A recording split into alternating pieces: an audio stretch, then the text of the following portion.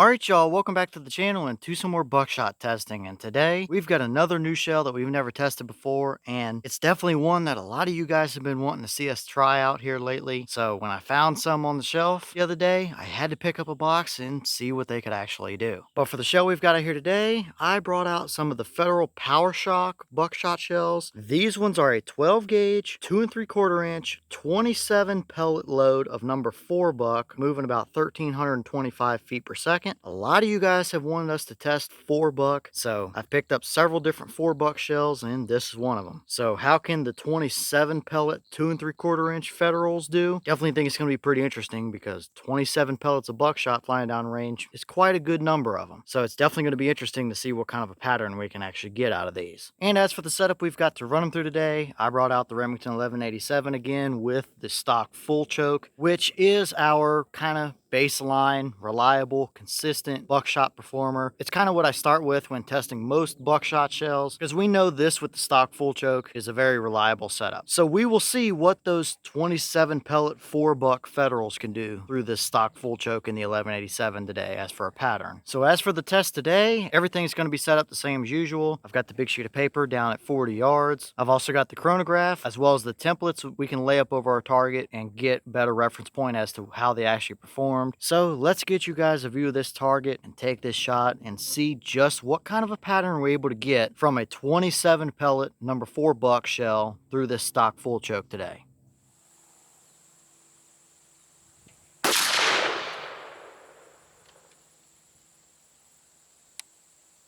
Okay, so that shell gave us 1201 through the chrono. The boss claim is 1325, so we are a little bit under that claim for sure. And funny enough, this is the second federal buckshot shell that I've fired today with a 1325 claim, and we're right at the 1200 feet per second mark. So that's definitely pretty interesting, that's for sure. Did they possibly load a batch that was just ever so slightly less hot than what their box should be claiming? I don't know. But either way, 1201 is still plenty good enough of a velocity. But what kind of a pattern did we actually get down there at 40 yards? Let's go check it out and see what it gave us.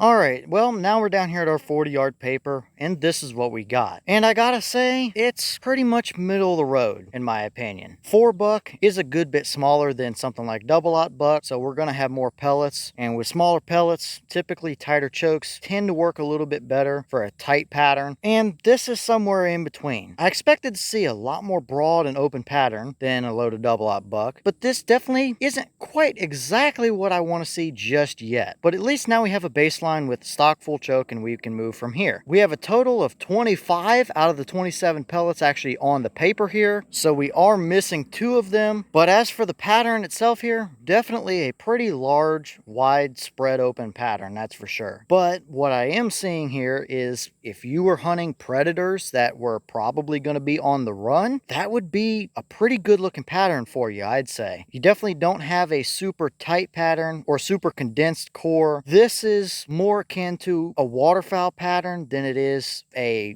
deer hunting buckshot pattern, in my opinion, if that makes any sense. I think that particular pattern is going to be more favored towards your moving smaller targets like a fox or coyote on the run, and clearly that would absolutely do it. But let's throw a couple templates up here and just see if you were to use this in a real life hunting scenario or something, what would it actually look like? Alright, so here's a 10-inch circle, and if we roughly line it up with the core, which I think is pretty close to center on the paper this time, we had a total of 4 pellets actually in our core. So out of 27 pellets, definitely not a large amount, but still, for a moving predator or something, 4 pellets of number 4 buck flying down range is not going to feel good, and it's absolutely going to do the job. So I was hoping to see, a handful more pellets within there, but still, it gives us a starting point to work from it, at the very least here. So let's move it over and we'll lay a deer template up over this and just see what it would look like if you would try to use this particular shell and pattern combination out on a deer hunt.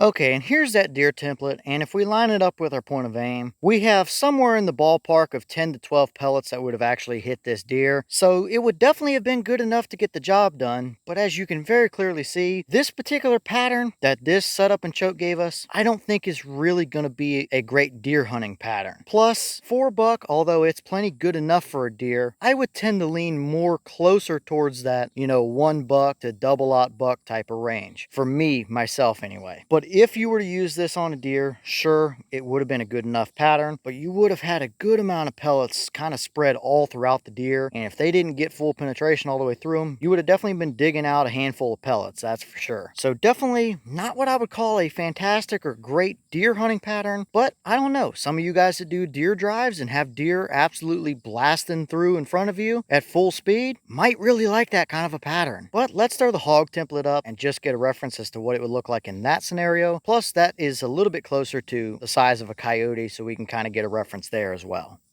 Okay, here's our hog template, and as you can see, it's pretty well the same story as the deer. Sure, that would have done the job, but you have a lot of pellets kind of just blanketing most of your actual meat here, so you would probably be digging some of them out as well. So once again, that might be a pretty decent shell for hogs that are on the run, if you're in a run and guns type of situation, but for stationary stuff, I would probably prefer a little bit tighter of a pattern. But this can also give us a little bit closer reference to the size of something like a large coyote. It might be just a touch smaller than this template, but as you can see, you would definitely get the job done on those as well. And I really think that's where this specific combination would shine, is in that fox and coyote run and gun type of scenario. So I guess I was hoping for a touch tighter of a pattern, but this might be realistic as for a starting point to work from. Okay, and here's the wad out of that shell, and as you can see, it's another one of these kind of half-length short wads. Definitely not a full length for a 2 3/4 shell, that's for sure. And I think that these are pretty similar to what they would use in the Federal Shorty shells. As you can see, there's my thumb width. It's like 1.5 or so of my thumbs tall. So definitely a pretty interesting design that works seemingly pretty well on the larger shot sizes, but in a 2 3/4 27 pellet load, a 4-buck, I would probably imagine you would have a good amount of them above the actual wad up here as well. So I don't know. We'll see how this wad design works as we continue to test, and we can go from there. All right, y'all. Well, what did you think about that pattern right there? If I were to use that in my type of hunting scenarios, I would probably want it to be just a little bit tighter and more condensed than that. But I could really see that being a good pattern for the run and gun coyote fox hunter that's gonna be having those predator sized targets on the run. That would be a great pattern for that type of scenario. It gives you the leeway you like while still having enough pellets on target to actually get done what you want to get done. For a deer hunting scenario or a hog hunting scenario, I would definitely want a more condensed pattern if I was to use 4-buck for those type of scenarios. But I don't know, this could very well just be realistic type of performance for that particular shell. I don't know, leave your thoughts down in the comments. Is that about what you expected to see, or were you a little surprised one way or the other? Have you tested any of the Federal Power-Shok 27 pellet 4-buck loads? And if so, what kind of results have you gotten from them? Would you hunt with that kind of a pattern? And if so, what would you take it out for? And is there another choker setup that you would like to see these shells put through? Let me know all that down below. But with that being said, I've got some more testing to get done for you guys, so I'm going to get back to it. As always, we have the channel Instagram as well as the mailbox where you can send stuff if you'd like. All that information will be in the description down below if you're interested in it, but I'm going to get back to it, so I'll see y'all in the next one.